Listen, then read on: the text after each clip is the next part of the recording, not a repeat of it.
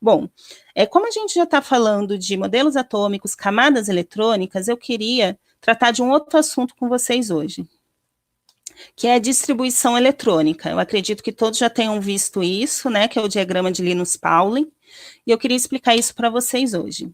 Primeiro, por que a gente usa o diagrama de Linus-Pauling, né? Para que fazer essa distribuição eletrônica? Bom, na química, é muito importante a gente saber quantos elétrons a gente tem para realizar as reações, porque as reações são basicamente troca de elétrons, compartilhamento de elétrons, depende de cada uma das reações, né? Então, mas é sempre esse transporte, esse compartilhamento de elétrons. Então, a gente precisa saber quantos elétrons o átomo tem nessa camada, que é onde acontecem as reações. E para a gente saber quantos elétrons a gente tem disponíveis para as reações, a gente faz a distribuição eletrônica. A gente faz distribuição para as reações e para saber a estrutura da molécula, né, a geometria da molécula, como que cada molécula é, tá bem? Então, o diagrama serve para isso. Então, vou tentar primeiro explicar cada parte desse diagrama para vocês, tá? Então, vamos ver aqui. A gente tem as letras que são as camadas eletrônicas, tá bem? Imaginando aqui, ó. A camada eletrônica, que é esse anel em volta do núcleo, que é onde esses elétrons podem estar, né? O Bohr nomeou de K, a mais próxima do núcleo é o K, a segunda mais próxima é o L, a terceira mais próxima do núcleo é o M, e assim sucessivamente, vai até o Q, certo? Então, a gente imagina que o núcleo do átomo está aqui, ó, em cima do K, tá bem? Então, o K é a camada mais próxima do núcleo, tá? Então, conforme a gente vai descendo aqui, a gente vai distanciando do núcleo do átomo. Agora, vamos aqui para esse lado do diagrama. Esses números aqui, ó, do lado da letra, tá vendo que eles são crescentes conforme a gente vai descendo no diagrama? Então, assim, o 1, ele representa a primeira camada eletrônica, então é a mais próxima do núcleo. A segunda camada eletrônica, ó, só de 2, tá vendo? A terceira só de 3, e eles vão crescendo conforme a gente vai descendo nas camadas eletrônicas, certo? Os expoentes das letras, esses numerozinhos aqui em cima da letra, ele indica quantos elétrons cabe nessa camada, tá? Então, na camada K, cabem 2 elétrons. Na camada L, cabem a soma desses expoentes, então são 8 elétrons, certo? Na camada M, a soma dos 3 expoentes, então cabem 18 elétrons, e assim sucessivamente, tá bem? Se eu estiver falando rápido, vocês me avisem, por favor. E as letras, neste primeiro momento, é a nossa primeira aula de química, a gente pode pensar como caixas que cabem elétrons, tá? Então, o S só cabem 2 elétrons. Pode ver, o S de todas as camadas tá com o número 2, então ele só cabem 2 elétrons. O P só cabem 6 elétrons, tá vendo? O D, 10 e o F, 14. Então, é assim, é o máximo que essa caixinha suporta.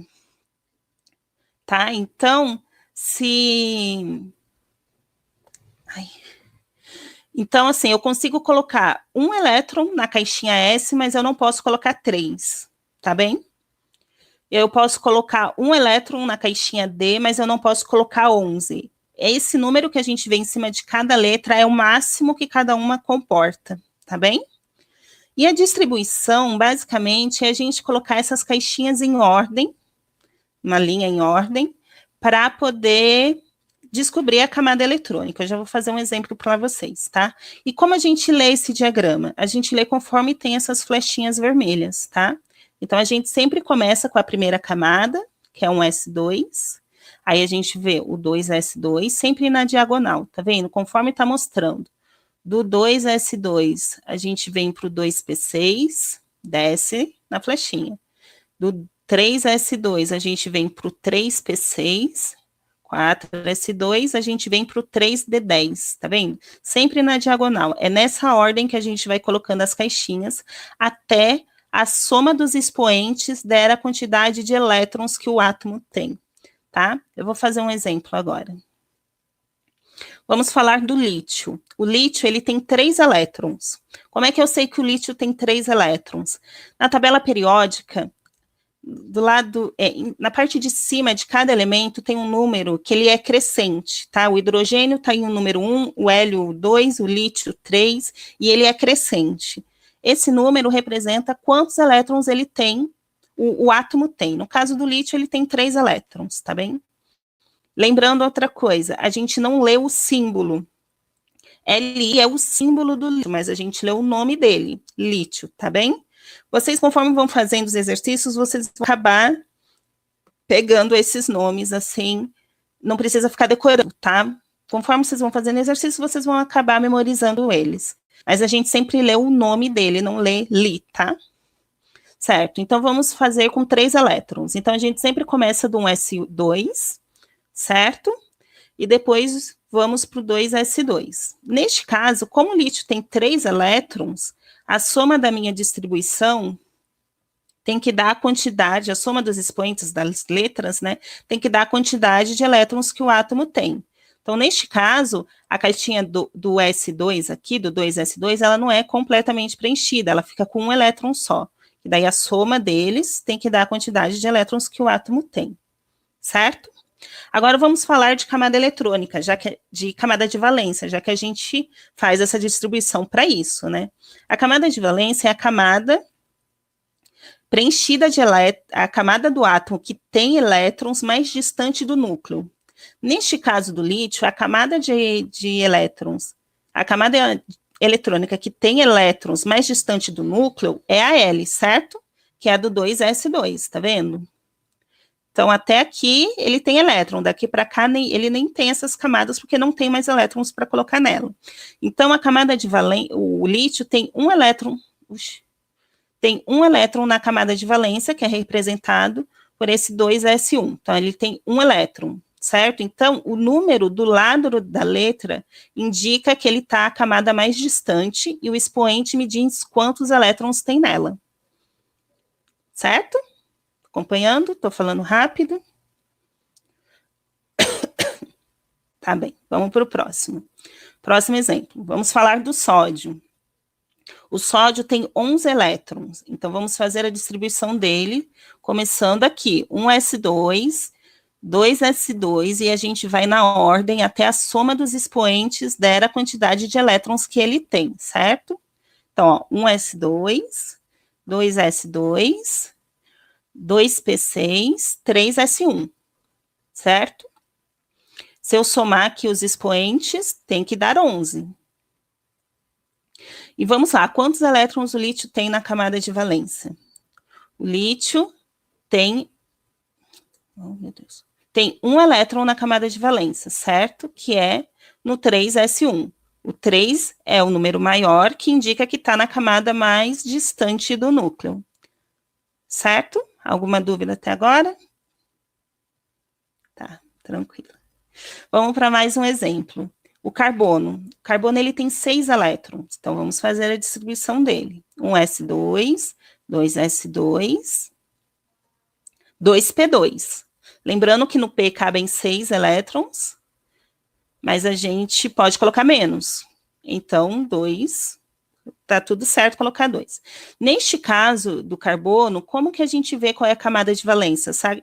A gente vê o 2s2 ou a gente vê o 2p2, já que o número que indica essa camada é igual. Neste caso, a gente soma esses expoentes, tá? Então, quando a gente tem os números iguais do lado da letra, a gente soma os expoentes para saber quantos elétrons tem na camada de valência, porque ele está indicando que esses elétrons estão aqui, ó, na camada L, que é a camada mais distante do núcleo, tá bem? Neste caso, para o carbono, que só tem 6 elétrons. Então, é a soma desses expoentes. Certo? Bom,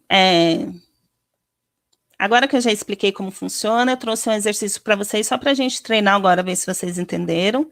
Então, eu vou dar 2 minutinhos aqui para vocês fazerem, tá bom? Então, O exercício é fazer a distribuição eletrônica do cobre. O cobre tem 29 elétrons.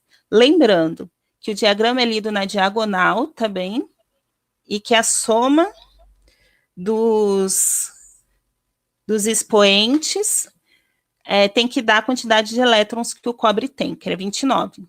Lendo na diagonal, tá, gente? Sempre. Então, eu vou dar aí 2 minutinhos para vocês.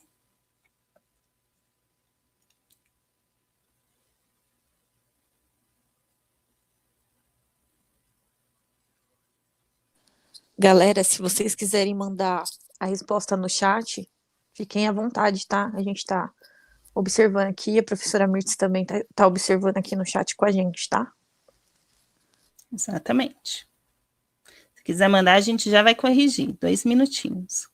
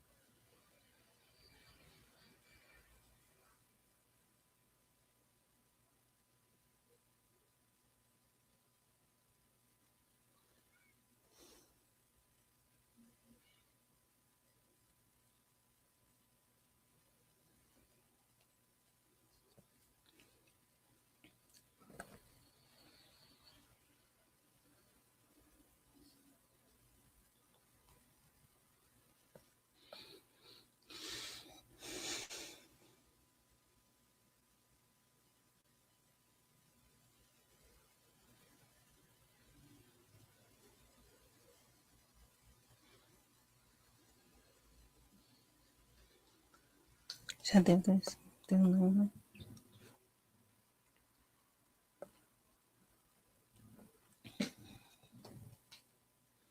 Qualquer dúvida, gente, pode tanto mandar pelo chat do YouTube quanto do Jitsi, tá bem?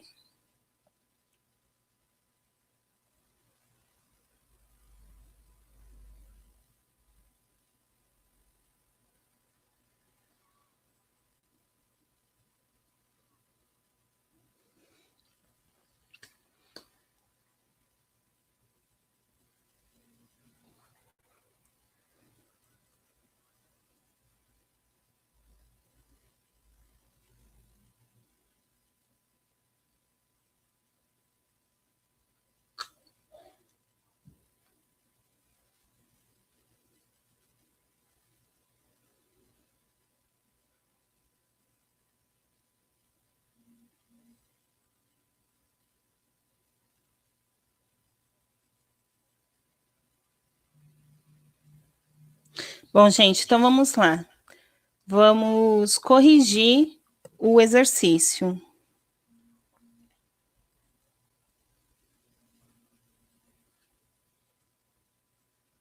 Então, vamos lá, gente, vamos corrigir o exercício, tá? Então, cobre. Lembrando que a gente leu o nome do elemento, tá? Não leu o símbolo. Então, começa com um S2, 2S2, 2P6, 3S2, 3P6, 4S2, 3D9. Então, essa é a distribuição eletrônica do cobre. Vocês acertaram? Ficaram com alguma dúvida do porquê é assim? Tá tudo certo? Qualquer coisa, mandem no chat, tá bem?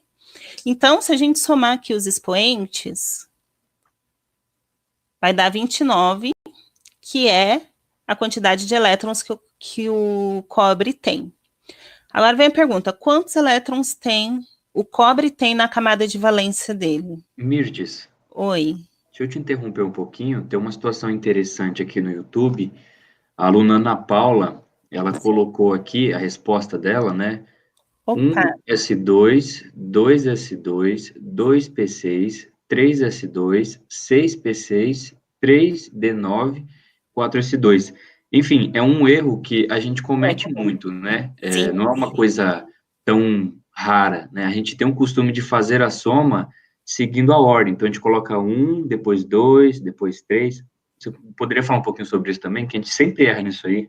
Sim, sim, no teste também ocorreu isso. Então, é assim, ó, o diagrama, voltando aqui no diagrama, ele é lido na diagonal, tá? Então, assim, você vai até o final da linha e volta no início, assim, ó, 1S2, que é o primeiro, 2S2, aí vem aqui, ó, 2P6, 3S2, certo? Aí volta aqui, ó, 3P6, 4S2, lê a linha toda na diagonal, ó, e depois vem aqui no 3D10.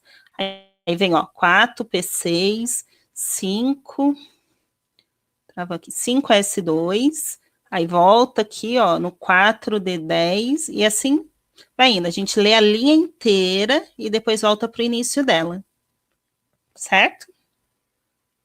Então, aqui, ó, quando a gente vai fazer o do cobre, a gente vai vendo na diagonal, 1S2, deixa eu fazer aqui para vocês. Aqui, ó. Do cobre seria 1S2, 2S2, 2P6, 3S2, 3P6, 4S2, ó, segue a flecha, e depois volta aqui para o 3D. Mas como ele só tem 29 elétrons, daí a gente deixa 3D9, porque a soma de todos os outros expoentes já deu 20. A soma desses expoentes até aqui dá 20, então o 3D ele complementa o 9, então fica com 3D9. Ficou mais claro agora? Perfeito, obrigado.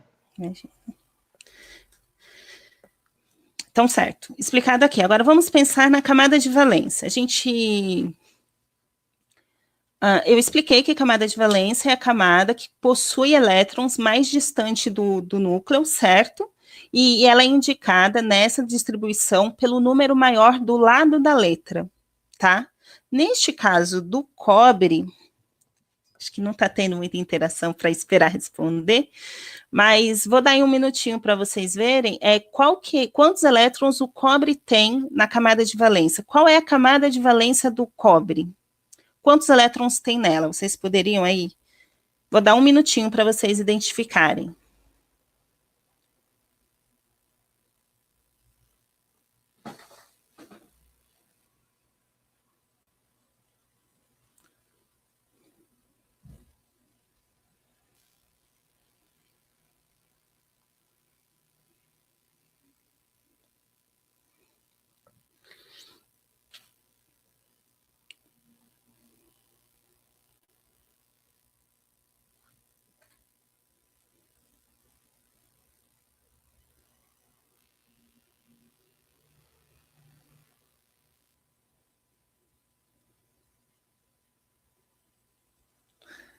Então, vamos lá, gente. Quantos elétrons o átomo de cobre tem na camada de valência?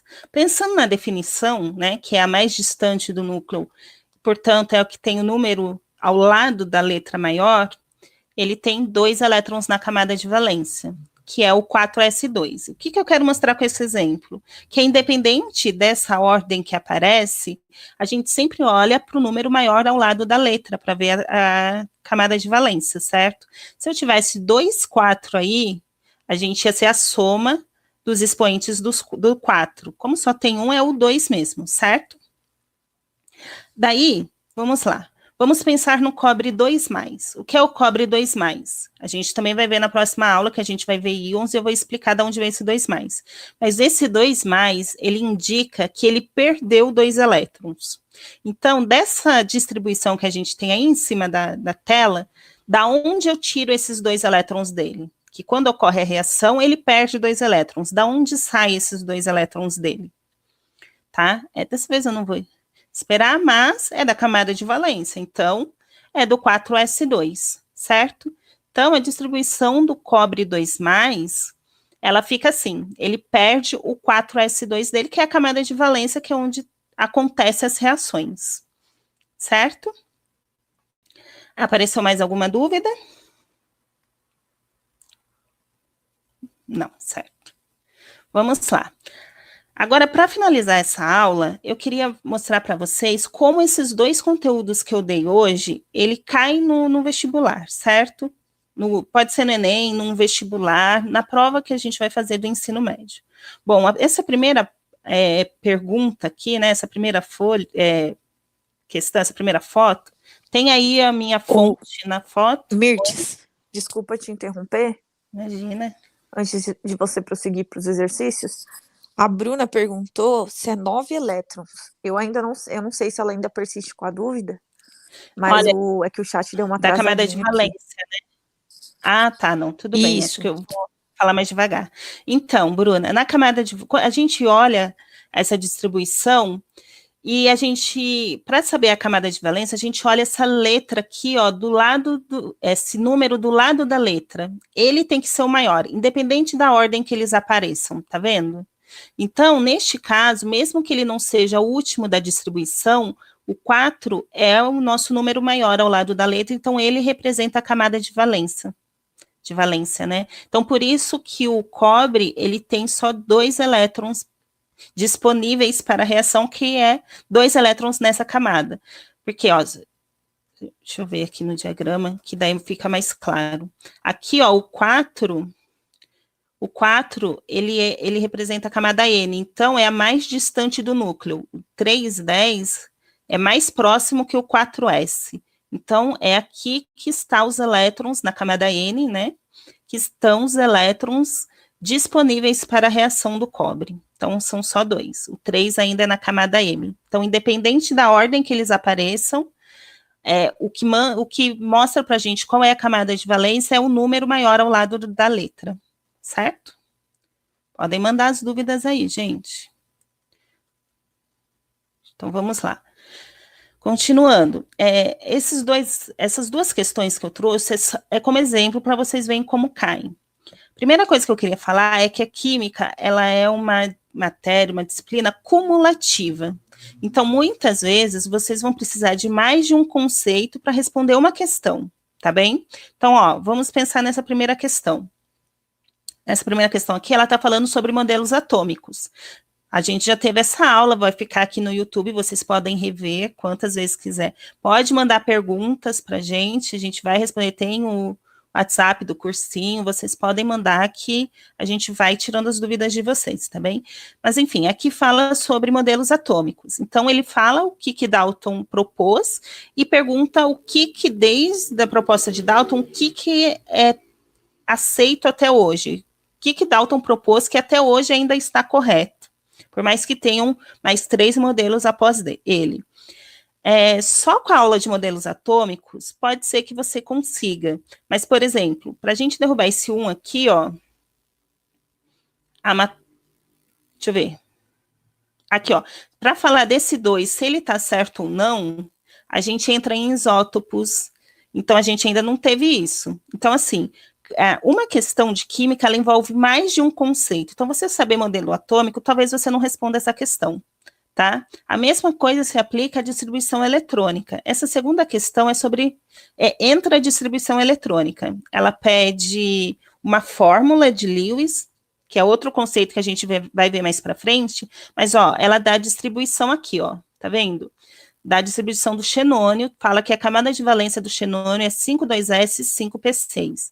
Vocês, depois dessa aula, vão saber que se essa é a camada de valência, a quantidade de elétrons que ele tem é a soma dos expoentes, certo? Então, no caso do xenônio, ele tem 8 elétrons na camada de valência. Isso vocês sabem. Mas saber isso não responde à questão. A gente ainda precisa saber como é a fórmula de Lewis. Então, o que eu queria mostrar para vocês, aqui tem a resposta para depois vocês... Enfim, eu vou colocar, quando eu for disponibilizar os slides, eu coloco. O que eu quero mostrar para vocês, isso daqui nem é exercício para vocês resolverem, é do Enem do ano passado. O que eu quero mostrar é que a gente precisa de mais de um conceito para responder uma questão. Então, assim, não esqueçam a aula de hoje, não guarda na caixinha e acha que nunca mais vai usar.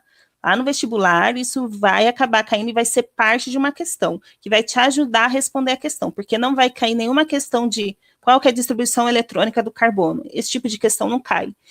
A distribuição é parte do conhecimento que você precisa para resolver uma questão, tá bem? Tem alguma pergunta, alguma coisa, Laís ou Felipe? Posso continuar? Mits, aqui no Jitsi não tem mais nenhuma pergunta, mas a galera pode ficar à vontade, tá? Não fiquem na dúvida, pode mandar que a gente tá olhando aqui. Fê, Certo. tem alguma coisa aí no YouTube? No YouTube tá tranquilo também, nenhuma pergunta. Beleza. Então, assim, gente, a gente encerra a aula de Química sobre os dois conceitos que eu queria trabalhar com vocês nessa primeira aula, que era modelo atômico e distribuição eletrônica, certo? Mas eu trouxe um extra para vocês. Na aula passada, com a Sabrina, ela comentou um pouco desse vírus que está causando essa pandemia que a gente vem enfrentando, e por isso as aulas online do cursinho. Então, eu queria dar a contribuição química para ajudar vocês nessa pandemia e explicar algumas coisas que, às vezes, a gente meio que se perde, tá bem? Então, a primeira coisa que eu queria falar com vocês é sobre o lavar as mãos, tá? Então, ó, esse é o vírus.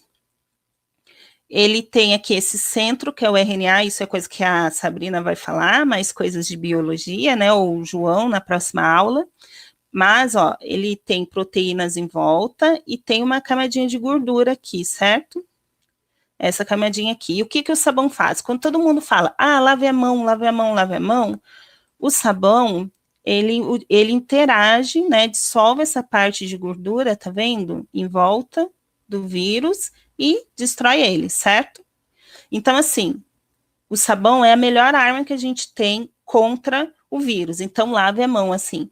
Tô em casa o dia inteiro? Lave a mão umas 5, 6 vezes por dia. Ele é a melhor arma que a gente tem porque ele destrói o vírus dessa forma. É instantâneo? Tem muitas indicações aí de como lavar, de quanto tempo. Cante 2 vezes parabéns, sei lá, cada um dá um pedaço de música para cantar enquanto lava a mão. Por que isso? Porque ele precisa de um tempo para interagir. Não é assim, caiu o sabão, já matou tudo. Então, você precisa primeiro espalhar o sabão em toda a mão para saber que ele vai matar o vírus em qualquer parte da sua mão. E ele precisa desse tempinho aí, enquanto você canta, enfim, conta até 30, ou sei lá, para ele agir. Dessa forma que eu estou mostrando para vocês, certo? Então, essa é a melhor arma que a gente tem. Então, lave a mão, lave a roupa lá, você bota ela para bater com um pouquinho de molho, que é para ele agir melhor, e assim vai. Lave tudo que você puder lavar, vocês lavem, certo? Quando tem superfícies que a gente não consegue lavar, tem que nem, às vezes a gente está no ônibus, a gente não vai conseguir lavar a mão dentro do ônibus. Então, a gente tem uma outra arma muito potente também, que é o álcool, certo? O álcool 70, né? Ele também é uma arma muito boa, que são para essas superfícies que não são laváveis, né? Que não podem ser lavadas, não posso enfiar meu celular embaixo da água. E quando você não pode lavar a mão. Então, esse também é uma ótima arma. E daí, a gente tem várias concentrações de álcool, e eu quero explicar para vocês porque tem que ser o 70, tá? Então, olha, a gente tem, que vende no mercado, que é muito acessível, é o álcool 46, na forma líquida, né? Esse álcool, ele não funciona muito bem para esse vírus, tá? Ele é bactericida, ele tem lá a função dele, mas no caso específico desse vírus, ele não funciona muito, porque ele tem uma baixa quantidade de álcool, né? Quando a gente fala que é 46, quer dizer que dentro desse frasco, 46% é álcool, o restante é água, então ele tem mais água do que álcool, então a quantidade de álcool que tem nesse frasco não mata todos os vírus, tá bem? Então, ele não é o mais indicado para isso. Aí você pode pensar assim, então o 96 tem muito álcool dentro do frasco, mas ele também não é indicado para esse vírus, porque ele evapora antes de matar o vírus, ele tem evaporação muito rápida, então ele também não ajuda contra, você não vai estar protegido se você usar o álcool 46 ou o 96 neste momento, contra esse vírus específico. Cada um tem a sua ação, tá? A gente está falando sobre o vírus que está causando essa pandemia. Então, o álcool 70 é o mais indicado por quê? Essa quantidade de água que é adicionada nele, que é os 30%, né? Que quando fala álcool 70, 70D álcool, os 30% de água que é adicionado nele ajuda a diminuir o tempo de evaporação dele. Então, ele evapora mais devagar. Então, ele tem a quantidade de álcool necessário para matar o vírus, certo? E ele evapora no tempo necessário que ele consegue agir. Então, a melhor mistura que a gente tem é o álcool 70. Então, ele é ótimo para isso. Vamos pensar que ele tem o tempo de evaporação, que é o tempo que ele age. Então, adianta você passar uma gotinha na mão, espalhar na mão, que quando você terminou de espalhar a mão está seca? Não adianta. Ele precisa desse tempo de evaporação para matar, certo? Outra coisa que eu queria falar com vocês, precisa ser ele em gel? Não. O que mata o vírus é ele ser 70. O gel é bom que ele é mais seguro, ele não derrama, né? Então, causa menos acidentes e tal. Mas se você, que nem aqui no mercado perto de casa, vende o álcool 70 líquido. Ele funciona do mesmo jeito, tá bem? Bota lá no borrifador, borrifa nessas superfícies que não podem ser laváveis, você vai estar seguro do mesmo jeito. Então, o mais indicado é o 70. Você precisa fazer álcool 70 em gel em casa? Não. Não façam esses experimentos de, é só misturar gel de cabelo. Sei lá, tem várias fórmulas, vários vídeos no YouTube falando isso. Não façam, gente. Não misture, porque primeiro que você pode não estar protegido, porque ele não precisa ser gel para funcionar. Então, você pode não estar protegido se você conseguir chegar até o final da fórmula, e você pode sofrer algum acidente durante fazendo durante a manipulação dos reagentes. Então, assim, não façam em casa, tá? Se você só tem 70 líquido, usa líquido, não precisa transformar ele em gel. Não é o gel que faz ele funcionar, é o 70% de álcool, tá bem? E, por último, eu queria falar com vocês sobre produtos de limpeza.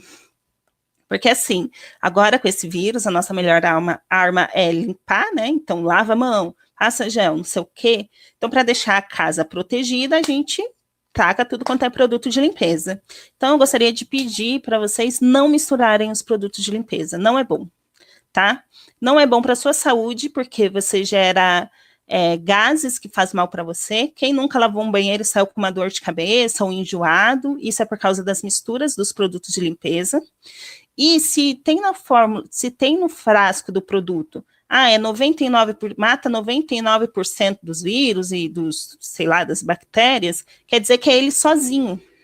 Se você misturar um outro que também mata 99%, você não vai estar matando 198%.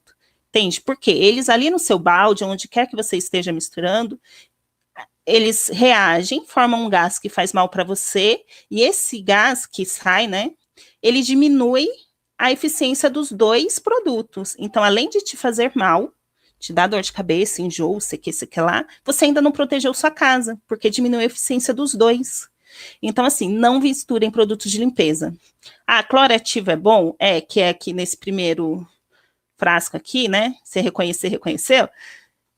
O cloro ativo é bom? É ótimo, mas ele sozinho. Então, se você quer proteger sua casa, passa um paninho assim, bota na água, né? Prepara o seu balde só com ele, passa o paninho na casa, espera secar. Esse outro aqui também é bom? Mata 99%? Beleza, espera secar o cloro ativo seu e passa outro paninho na casa com esse outro produto. Não misturem, tá bem? Porque além de diminuir a eficiência deles, sua casa não vai estar protegida, ainda vai te fazer mal. Isso vale para a vida. Acabou o vírus. Tá, mas você vai lavar o banheiro? Não mistura. Eles são bons sozinhos. Eles não são bons misturados, certo? Qualquer dúvida, manda aí que a gente vai ajudar. Beleza? Então, era isso que eu queria falar com vocês hoje. Lavem as mãos, fiquem em casa quem puder, tá? Não puder sair protegido, usem máscara, não misture os produtos de limpeza e usem álcool gel 70%. Ou só o líquido mesmo, 70%. E é isso, gente. Acho que agora entra a aula do João. Qualquer dúvida, manda aí no chat. Podem mandar aí durante a semana, que daí eu vou vendo e vejo como respondo vocês. Tá bem?